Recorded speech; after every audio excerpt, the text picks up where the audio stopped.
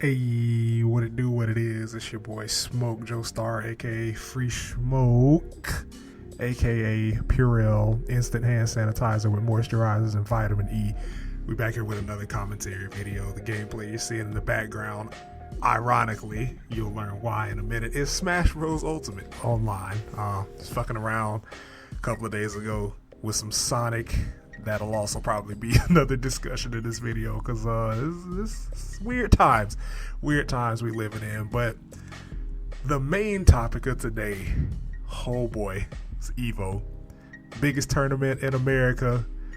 Got canceled due to the COVID-19 outbreak, rightfully so. You know, we don't want to get infected. We know y'all niggas, especially Smash Bros players, don't be washing y'all's hands and bathing regularly. Also, we want to stand 3 feet away from each other, man. We can't risk that infection. I love y'all. Love the Smash community, but, you know, got to do what we got to do. Chill out. But, again, so EVO was canceled. The live tournament was canceled, and for weeks we had no clue what we were going to do as far as getting our tournament rocks off.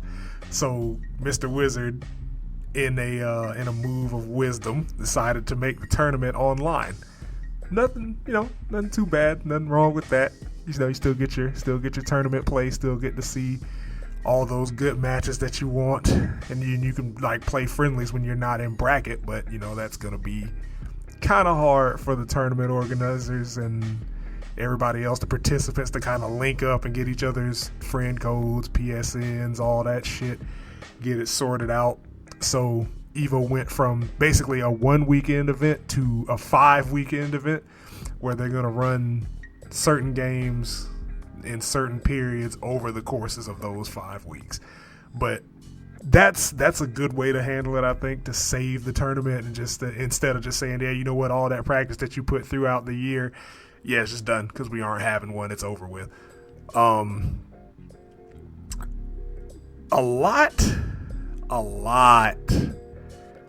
A lot of major companies are getting exposed, and honestly it's about time, man. Like, between just shady business practices, general consumer ignorance, or just downright reticence from some of these companies. There are a few major titles whose online has been the topic of discussion for months, even years, depending on what system or franchise it is, and now they're getting exposed for it.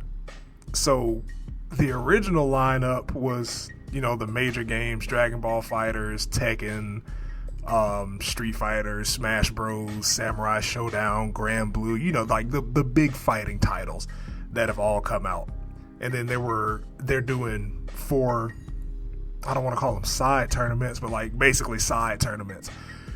One of those side tournaments is a game that you may not have heard of called Them's Fighting Herds. Started out in like 2012 as a My Little Pony fighting game.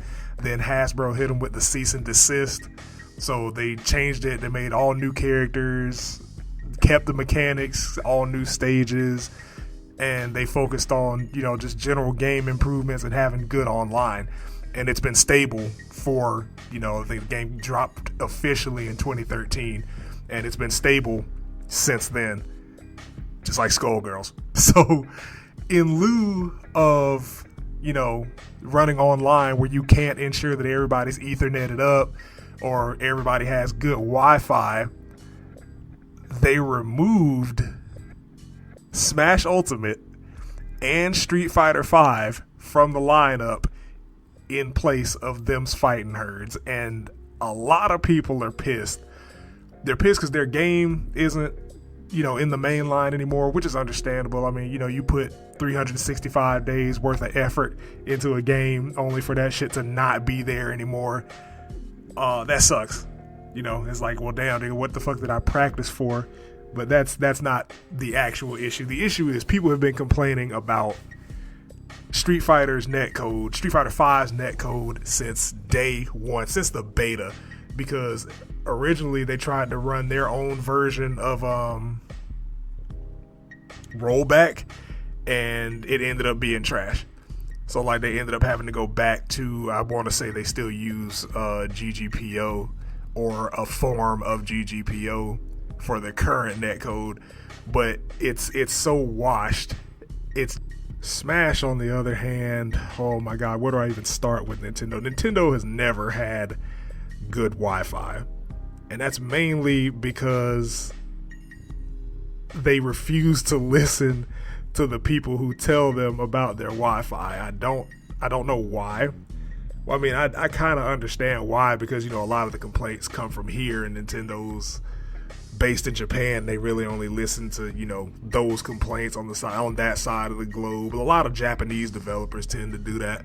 You know, like if it's not coming from internal, then we kind of, you know, that shit gets put on the back burner. It's like, oh, y'all are across the water, we just don't care. That's basically what it is. Like, they're not literally saying that, but that's the mindset. Like, if it didn't come from us, then we don't want to hear it. But Nintendo has never had a system with good with good online play. And that's mainly because they've always been behind as far as infrastructure goes or implementation goes, like with servers that don't get maintained the way they should, or whether that's a console that doesn't have an Ethernet port built into it. Still, after 3 fucking consoles with Wi-Fi capabilities that still don't have Ethernet ports been into it, like in 2020, I should not have to have an adapter to plug an Ethernet cable into anything, let alone a gaming console, especially when you're charging for that service. Like, the Dreamcast and PS2 had fucking Ethernet ports built into them.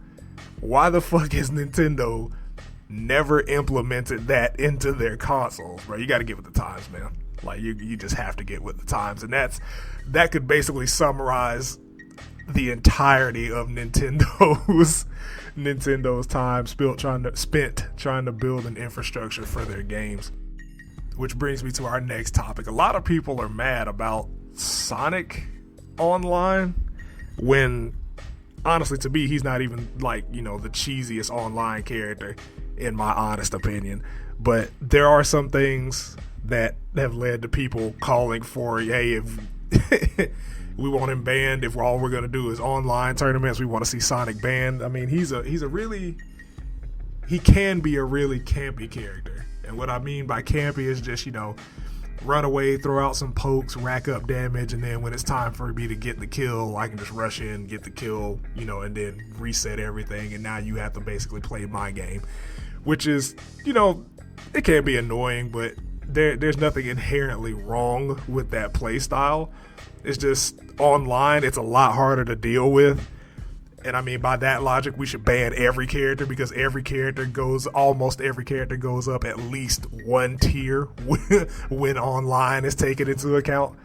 Like, Ganon goes up a whole tier because your recovery's still bad, but you don't have to worry about certain characters running off and challenging it too much because of online. Like, they could run out there and get caught with your up B, or they could run out there and throw out a fair and then you air dodge, and it's just a lot. Samus is one of those characters that goes up another tier. Roy, fucking Lucina's already top tier, Palutena's already top tier, but they just feel like unfucking beatable in certain scenarios online.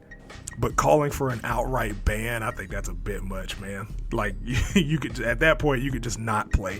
You could just not play online, because I mean, there are characters that have mechanics that are pretty OP offline that just get bolstered by online play. Stares at Joker. Fucking hate Joker online in this game, man. But like, calling for an outright ban, I just think that's unfair to like that sect of people that play that character. Like, I don't think banning characters is okay to do unless the character is just absolutely fuck busted.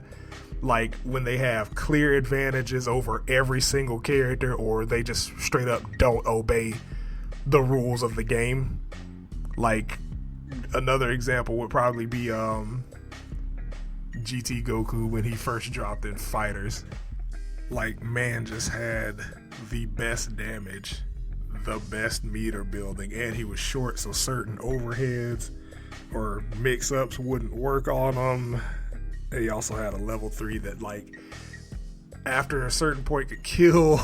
Like, it was rough, man. But like I said, unless the character just doesn't follow the rules of the game, then I don't think they should be banned. But I'm still gonna watch. I'm still gonna spectate, man. Like, cause this is gonna be a spectacle. Like, a 1 million lumen spotlight has been put on these companies for their Wi-Fi now, and now it's just basically got put through a magnifying glass. Cause to have two of the biggest fighting games from two of the biggest gaming companies dropped for an 8-year-old indie game because it works better, and to also have I forgot to mention Killer Instinct. Killer Instinct is one of the 4 side games that's making a comeback because the the servers are that good. Like, they're stable. They're stable. They work. They've been working for 7 years. That's huge. That is a statement. And I honestly can't wait to see what happens after this shit's said and done, man. Because, like, some major changes have to come through after all of this. But that's going to be the video. Make sure follow me on Twitch, Facebook. It's all Smoke Joestar. I'm gonna try to upload more, man. Like, it's just I've been really focused on getting my stream together. I'm also an essential worker, so, like, I'm usually away from home from like 12 in the afternoon to sometimes like 7 or 8 at night. So the only thing I really can do is stream, but I'm gonna try to do more. I'm gonna try to upload more videos, man. Like, it's mainly gonna be commentaries like this one, and then every now and then I'll do like a just straight up gameplay. But again, appreciate you for checking me out. Stay safe, stay healthy. Peace.